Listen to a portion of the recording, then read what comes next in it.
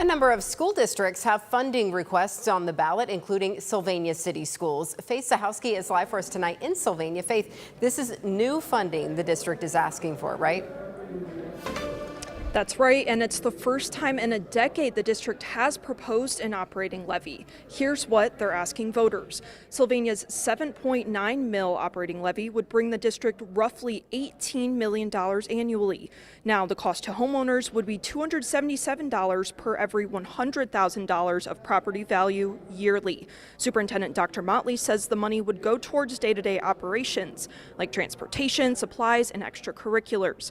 Motley says the district ended last year with a $2 million deficit and could face an additional $11 million shortfall without new funding. Springfield Local Schools also has a levy on the ballot. The $3.9 mil operating levy would generate $4 million per year, also for day-to-day expenses. Superintendent Matt Geha says the district has already had to cut 20 positions ahead of next school year and says the district would have to reevaluate again if the levy fails. The way that Ohio is choosing to fund public schools, that's changing rapidly too. And Springfield Schools this year lost $1.5 million as of this past July. And then next school year we're cut another $300,000. So that's why we had this need for an operating levy.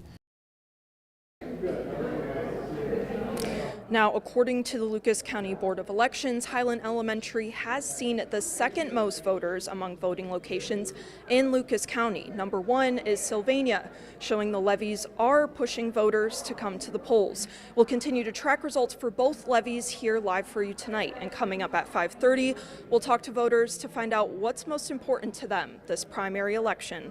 Reporting live in Sylvania, Faith Zahowski, WTOL 11.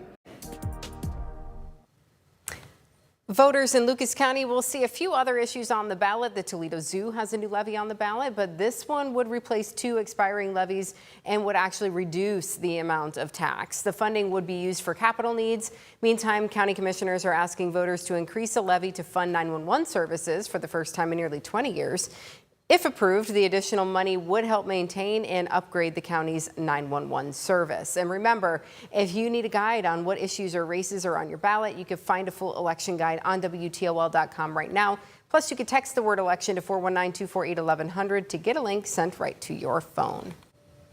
And stay with us here on WTOL 11+. We're bringing you wall-to-wall election coverage tonight. Starting at 7, Melissa Andrews joins our sister station in Columbus to bring you an in-depth coverage of the state's biggest races as the vote gets counted. Plus, we have live reports from Toledo and Cleveland. Ohio votes. Watch tonight from 7 to 11, streaming right here on WTOL 11+.